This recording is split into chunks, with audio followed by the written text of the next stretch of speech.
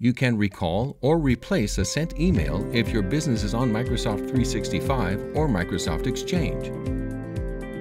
Select the Sent Items folder and double-click the message to open it. Select File, Resend and Recall. Recall this message. The menu gives you two options. Delete will remove the email from the recipient's box if they haven't read it. Delete and Replace will open the message so you can edit the text and resend it. The new email will replace the first one. Make sure the Tell Me box is checked so you'll receive a status email if the recall happens.